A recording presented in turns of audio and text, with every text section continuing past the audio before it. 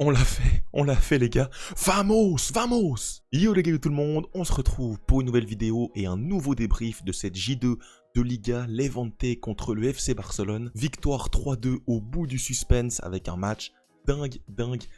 On va en parler dans ce débrief. Juste avant que cette vidéo commence, merci à toutes les personnes qui prennent un instant pour s'abonner, pour liker, pour commenter. Vous connaissez la chanson, mais ça fait toujours extrêmement plaisir. Donc vraiment, merci à toutes les personnes qui le feront. Et nous, on est tout de suite parti pour ce débrief de folie. Bon, vous le voyez au match.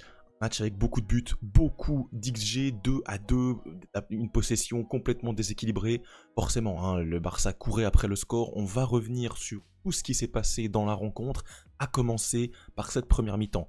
Une première mi-temps qui est vraiment pas bonne du côté du Barça, avec une compo de départ qui pour moi elle est loupée. Elle est loupée la compo de départ.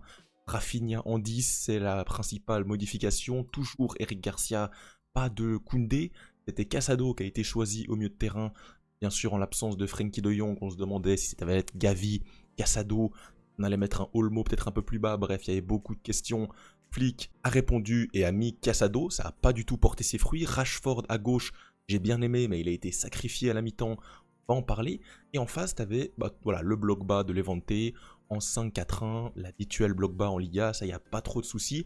Maintenant, le problème, c'est que dans cette première mi-temps, tu t'es fait transpercer en contre, notamment sur des contres vraiment stupides, comme le contre à la dernière minute de cette mi-temps, où tu te prends une contre-attaque, et même sur le 1-0, où finalement tu te prends une contre-attaque, perte de balle, contre-attaque classique, essaye de jouer le hors-jeu.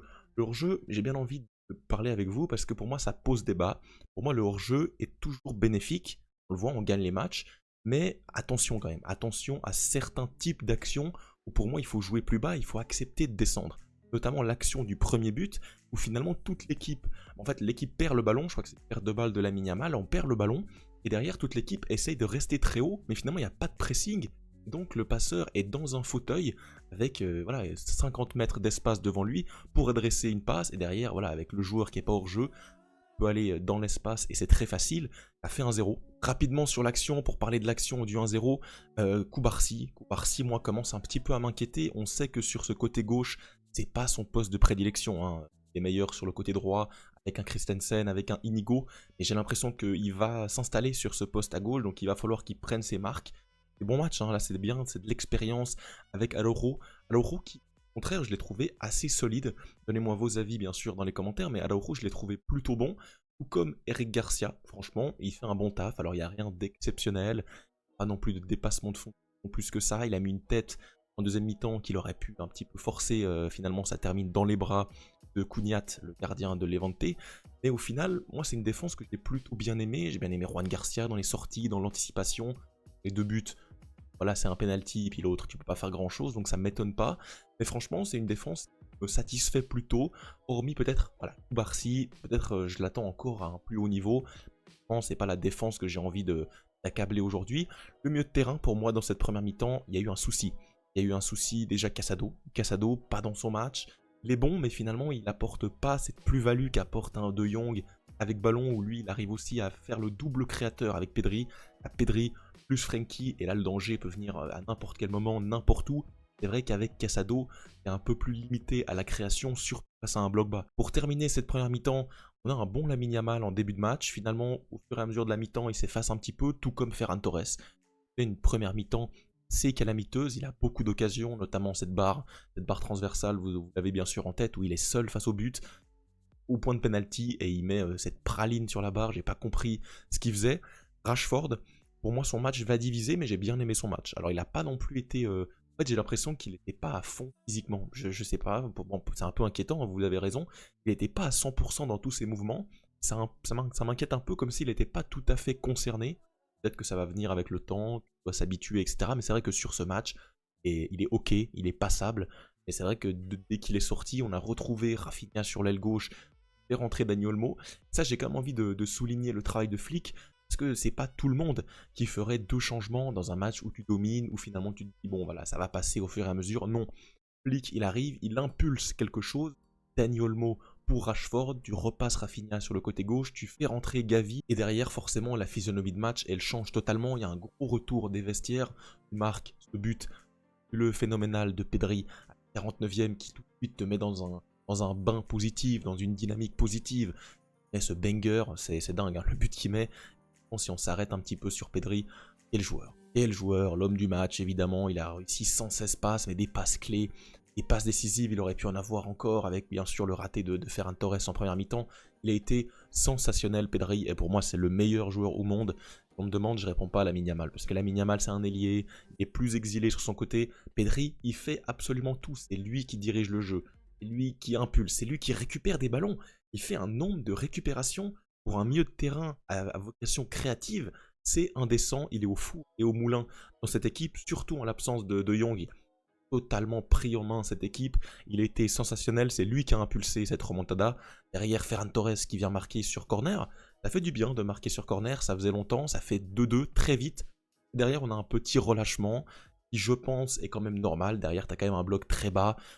En deuxième mi-temps, on n'a pas existé. Si on regarde les statistiques de la deuxième mi-temps au niveau de la possession, etc., voilà, 80-20. Est-ce qu'on a déjà vu ça? 80-20 au niveau de la possession. Derrière, ils n'existent pas. 3 tirs à 15 en une seule mi-temps. C'est vraiment, vraiment compliqué. 85% de possession en deuxième mi-temps. On est sur des bus extrêmes. Et on voit que face à des bus, eh bon, on arrive quand même à trouver la faille et on arrive à créer beaucoup d'occasions. On crée finalement 2 XG contre un bloc très bas, c'est quand même beaucoup. Le coup de grâce, il vient à la toute fin, à la 90 plus 1, avec ce contre son camp du défenseur, qui est vraiment un peu cruel, hein, forcément, c'est le défenseur qui vient dévier le ballon de la tête, de nouveau sur un service fabuleux de Lamine Yamal. C'est dingue, voilà, l'équipe a totalement changé sa physionomie, changé sa dynamique. En deuxième mi-temps, j'ai beaucoup apprécié cette deuxième mi-temps de la part de Lamine Yamal qui a été beaucoup plus percutant, de la part de même Ferran Torres qui a été beaucoup plus juste. Des entrants, tu as eu des sortants, tu as sorti au bout d'un moment notre ami Baldé et tu as fait passer Rafinha en défense. Finalement, Rafinha se retrouvait piston latéral et tu as fait rentrer Lewandowski devant pour terminer à 2 offensifs. Et ça, de nouveau, c'est peut-être des choses que le grand public ne va pas voir. Et moi qui vraiment analyse le Barça, et ce genre de choses, ça me donne confiance en Flick, ça me donne confiance en son projet de jeu, en sa capacité à impulser quelque chose. C'est un coach qui est réactif, voit ce qui se passe sur le terrain et il réagit. Il y a beaucoup de coachs où c'est pas le cas. Finalement, ils ont leur tableau noir, ils ont leur changement, ils ont du mal à impulser quelque chose. Flick, il a fait cette improvisation, sorti Baldé, il a mis un offensif de plus, il a mis Rafinha sur le côté. Et à partir de là, bah, tu as été bien plus dangereux, tu avais une base à 3 avec Koubarsi, Christensen et Koundé. Et finalement, voilà, tu étais en 3-5-2, voilà, une espèce de 3-2-5. Finalement, tu as réussi à, voilà, à casser le verrou, à marquer ce but et à prendre les 3 points. À prendre les 3 points qui sont très importants dans un match à l'extérieur, surtout en début de Liga où il faut mettre la pression sur les adversaires, bien sûr, en Liga. Tu as l'Atlético qui a perdu, Real qui joue demain. Et on va le dire, c'est un match.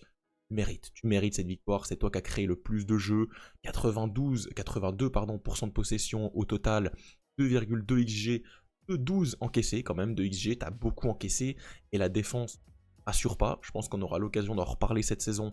La défense, ça reste un petit peu bancal, il y a des fois où ça marche très bien, des fois où ça marche pas du tout, des prix, et du coup c'est très compliqué, et tu t'en sors un petit peu miraculeusement, parade de Juan Garcia, etc. Donc il y a quand même des choses à revoir pour moi défensivement.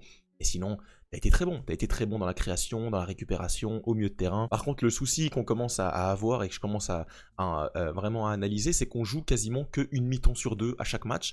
On va dire que ça nous suffit pour gagner. On a joué la première mi-temps contre Majorque et on a joué la deuxième mi-temps contre Levante. Alors vous allez me dire, si on gagne les matchs, pourquoi pas? Et j'ai l'impression qu'il va quand même falloir avoir plus stabilité, plus de régularité sur un même match. Ça va vraiment être l'amélioration que je vais attendre de ce Barça. L'avantage, c'est que tu as du temps pour te mettre en place. Voilà, tu vas jouer encore au Rayo, je crois, le prochain match, encore à l'extérieur, encore un match bourbier. C'est vraiment des matchs qui forgent une équipe. Voilà, tu fais encore une remontada, tu fais encore du spectacle, tu marques des buts, tu es content à la fin, tu jubiles, tu exploses de joie. Donc voilà, très positif au final, mais attention, parce que finalement, on va pas non plus rouler par terre parce qu'on gagne à Levante. Hein. C'est quelque chose de normal, on est clairement favori, il faut le faire. Et ça a été fait et d'une très belle manière en deuxième mi-temps avec individuellement des joueurs qui ont été très très bons. Pedri, homme du match, c'est clairement voilà, il n'y a pas de débat. Alors Roque, j'ai trouvé plutôt bon. Rafinha que j'ai trouvé bon, Lamine Yamal que j'ai trouvé bon. Ferran Torres qui est bien remonté en deuxième mi-temps. Et au niveau des entrants, pour parler des entrants, Dani Olmo, Je sais pas quoi penser du match de Dani Olmo. Il y a eu du bon, il y a du moins bon. On sait que face au bloc bas, il arrive des fois à trouver 2-3 combinaisons, etc. Mais dans la finition, dernier geste, la dernière passe, il n'a pas tellement trouvé la brèche. Donc voilà, Dani Olmo, j'en attends encore un peu plus. Gavi, j'ai bien aimé, même s'il m'a frustré parfois. Il m'a frustré, heureusement que tu as un Pedri à côté, hein, parce que Gavi, c'est pas la personne qui va te créer le jeu. Même si il a récupéré des ballons, il a été décisif via son impact physique, il rentre et derrière on gagne 3-0 le match, hein, si on regarde actuellement. J'ai beaucoup aimé Christensen, Lewandowski qui a ramené de la taille, qui a ramené de l'impact, qui a ramené du poids dans la défense. Et finalement, Jules Koundé de manière assez facile, c'est pas tellement impactant. Mais voilà, grosse victoire du Barça, 2-3, qui enchaîne et qui se place bien sûr provisoirement en tête de cette Liga. 6 points en 2 matchs. Voilà, c'est magnifique. 6 buts encaissés, enfin 6 buts marqués, 2 buts encaissés. En attendant le match du Real Madrid demain à Oviedo, chez un promu également. On verra ce qui se passe demain. En tout cas, c'est tout pour ce débrief. J'espère qu'il vous aura plu. Et on se retrouve très rapidement pour de nouvelles vidéos. Ciao, Esque Barça.